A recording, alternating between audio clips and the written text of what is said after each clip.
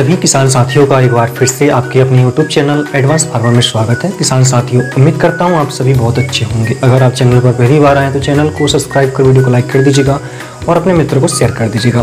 किसान साथियों, आज के इस वीडियो में हम धान की उन्नत खेती किस तरीके से करनी है इस विषय पर A to Z जानकारी आपको देने वाले। किसान साथियों, धान के लिए कितने तापमान की आवश्यकता होती है, कितनी वर्षा की आवश्यकता होती है, कौन सी वे उन्नत किस्में हैं जिन्हें लगाकर हम अच्छा उत्पादन ले सकते हैं, धान में आने वाले प्रमुख रोगों पर हम किस तरीके से नियंत्रण कर सकते हैं, नर्सरी जो है किस तरीके से तैयार करनी है, धान की रोपाई हमें कब करनी है, सीधी बुआई कब करनी है, इस सारी जानकारी डिटेल में आपको मिलने वाली है।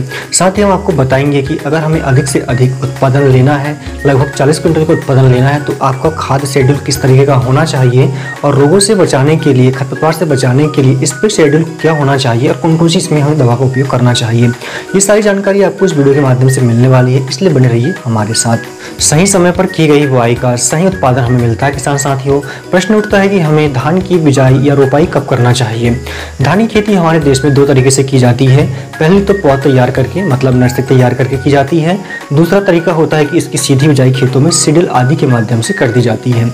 यदि आप नर्सरी से बीज रोपाई करना चाहते हैं तो पहले आप नर्सरी तैयार कीजिएगा। मई की जो सेकेंड सप्ताह होता है, कहना चाहिए कि 15 मई के बाद में जो जून तक, 15 मई से लेकर 15 जून के बीच में इसकी नर्सरी हमें तैयार कर लेनी चाहिए किसान साथियों। और इसकी रोपाई जो है वो 15 जून से लेकर 25 जुलाई के बीच में इसकी रोपाई हमें कर देना चाहिए। जो कि धान की फसल पूरी तरह से मानसून पर डिपेंड होती है, तो इसके कहना चाहिए कि मानसून अगर आगे पीछे आता है आपके यहाँ पे तो उस हिसाब से आप इसकी 25 जुलाई तक रोपाई कर सकते हैं किसान साथियों। यदि आप सीधी बिजाई कर रहे हैं तो 15 जून तक या फिर ज़्यादा से ज़्यादा 25 जून तक इसकी बुआई आप कंप्लीट कर लीजिएगा, तो आपको बहुत अच्छा उत्पादन मिलने वाला है। धान की फसल के लिए तापमान और वर्षा दोनों चीज़ काफ़ी महत्वपूर्ण रोल निभाती है।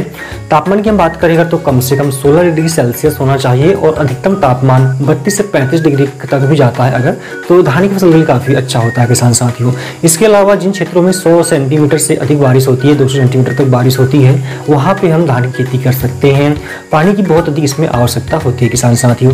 साथ ही हम सभी प्रकार की मिट्टी में धान की फसल कर सकते हैं किसान साथियों। मिट्टी का पीएच मान 5 से लेकर 8 के बीच में होना चाहिए। उन सभी मिट्टी में जो है वो अच्छे से हम खेती कर सकते हैं और अच्छा उत्पादन ले सकते हैं।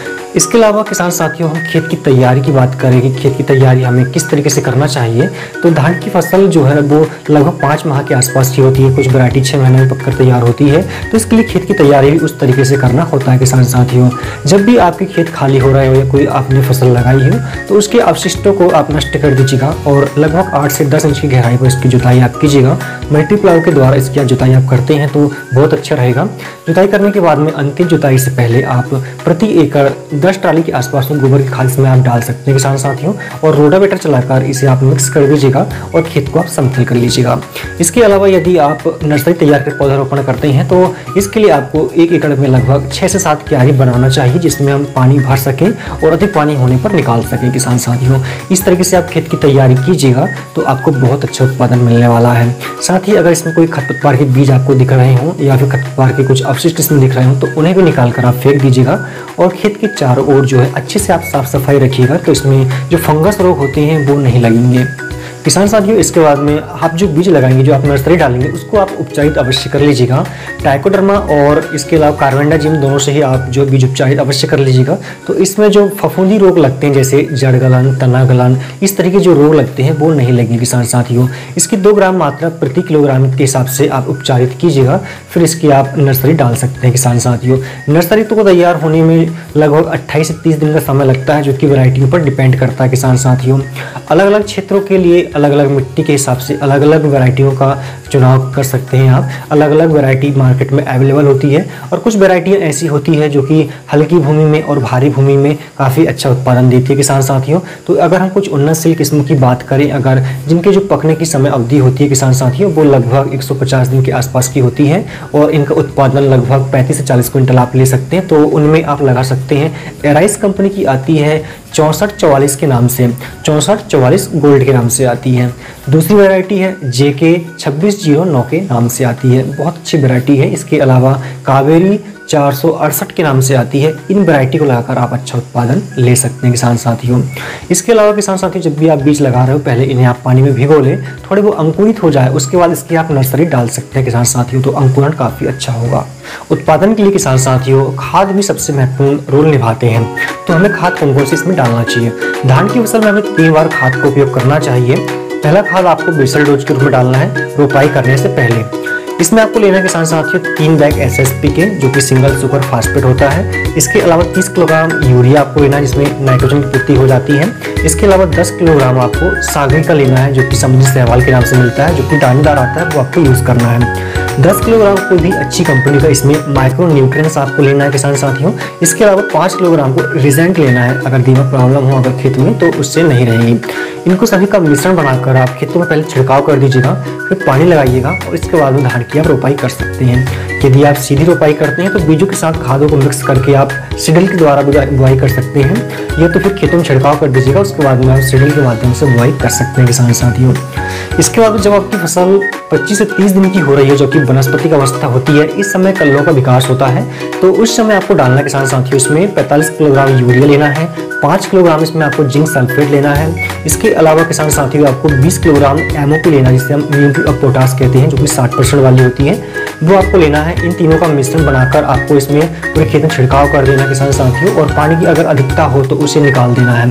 अगर आप ये खाद डालते हैं तो साथ में इसमें आप 1 किलोग्राम बोरान भी मिला सकते हैं, ताकि पौधे में रोग वगैरह ना आए और पौधे में अच्छा सा चमक और हरियालीपन बनी रहे किसान साथियों। ठीक है, जब इसमें कल्ले निकलेगी तो वो भी काफ़ी अच्छे स्वस्थ पौधे निकलेंगे किसान साथियों। तो इनका मिश्रण बनाकर आप खाद डाल सकते हैं, और अंतिम खाद आपको फूल निकलने से पहले, मतलब जब बालियाँ आती है उससे पहले आपको डालना है। उसमें आपको लेना है किसान साथियों 30 किलोग्राम यूरिया। यूरिया की मात्रा को ज़्यादा नहीं लेनी है, नहीं तो फसल में गिरने जैसी समस्या देखने को मिलेगी किसान साथियों। इसके अलावा यूरिया में आपको लेना है साथ ही 25 किलोग्राम MOP लेना है किसान साथियों, और मैग्नीज सल्फेट लेना है इसमें आपको 5 किलोग्राम। इन सभी का मिश्रण बनाकर आप छिड़काव कर दीजिएगा, और यदि पानी की अधिकता है तो इसमें आप पानी निकाल दीजिएगा, और यदि सूखा पानी अगर जमीन में तो आप इसमें पानी लगा सकते हैं किसान साथियों। तो इस तरीके से अगर आप 3 बार खाद की पूर्ति कर देते हैं तो निश्चित ही आपकी फसल बहुत अच्छा ग्रो करेगी, और सही प्रकार की न्यूट्रिएंट्स की पूर्ति इसमें होती रहेगी। उत्पादन को प्रभावित करने वाला अगला कारण होता है खरपतवार। खरपतवार जो होते हैं वो हमेशा फसलों से प्रतिस्पर्धा करते हैं, भोजन के लिए, खाद के लिए, पोषण के लिए, पानी के लिए, प्रकाश संश्लेषण आदि के लिए किसान साथियों। इन्हीं से बहुत सारे फंगस और कीट भी लगते हैं फसलों, जो भी काफ़ी नुकसानदेह साबित होता है आगे चलकर। तो इनको नियंत्रण करना बहुत जरूरी होता है। अगर संभव हो तो इसे आप मैनुअली मजदूर के द्वारा निकलवा सकते हैं। अगर आप रासायनिक दवा द्वारा इन्हें नियंत्रित करना चाहते हैं तो जब आपकी खरपतवार 3 से 4 पत्ती के हो जाए तो इसमें किसान साथियों आपको लेना है, इसमें नॉमिनी गोल्ड करके एक दवा आती है जिसकी आपको 150 ml मात्रा लेनी है। इसी में आपको मिलानी है लेगेसी करके एक दवा आती है जो कि 300 ml आपको लेनी है। इनको 200 लीटर पानी में मिलाकर आप पूरे खेत में छिड़काव कर सकते हैं। ये डोज आपको 1 एकड़ के लिए रहेगा किसान साथियों। तो इस तरह से आप खरपतवार का नियंत्रण जो है वो बड़े आराम से कर सकते हैं। फसलों को कीटों से और कुछ रोगों से बचाने के लिए समय समय पर दवाइयों का भी स्प्रे हमें करना होता है। हमें कुल मिलाकर इसमें 3 बार स्प्रे करना है। जब हमारी फसल 30 दिन की हो रही तो इसमें आपको कीटों से बचाने के लिए और फंगस से बचाने के लिए किसान साथियों टोकन करके एक दवा आती है जिसकी 100 ग्राम मात्रा आपको लेनी है। इसके अलावा फॉलिकर करके एक दवा आती है जिसकी 200 ml मात्रा आपको लेनी है। फिर बायर की जंप करके एक दवा आती है कीटनाशक जिसकी आपको 40 से 50 ml की मात्रा लेनी है किसान साथियों। इन सभी को 200 लीटर पानी मिलाकर खेत में आपको छिड़काव करना है। तो आपके खेत में जितने भी कीट है, जो भी रोग है, जैसे अगर हम रोग की बात करें तो झोंका रोग सबसे ज़्यादा फसल में देखा जाता है, झुलसा रोग देखा जाता है, जड़ गलन, तना गलन, भूरा धब्बा रोग, इसके अलावा खैरा रोग, तना छेदक इल्ली यहाँ पाई जाती है, कुछ माहू पाए जाते हैं, कीट पाए जाते हैं, फुदका या हल्दिया रोग पाया जाता है। तो इस तरह के रोगों से आप नियंत्रण कर पाएंगे किसान साथियों। यही स्प्रे आपको जब फसल आपकी 60 दिन की हो रही है, 70 दिन की हो रही है, तो यही स्प्रे आपको दोबारा से चलाना है किसान साथियों। इसमें जो भी रोग लगते हैं वो नहीं लगेंगे। और इसके अलावा अंतिम स्प्रे आपको करना है जब आपकी फसल 90 से 100 दिन के बीच की हो रही हो, तब आपको अंतिम स्प्रे चलाना है किसान साथियों। इसमें भी यही दवा का कॉम्बिनेशन रहेगा। तो इस तरह से अगर आप दवाइयों का स्प्रे करते हैं तो विभिन्न प्रकार के रोगों से और कीटों से आपकी फसल बची रहेगी।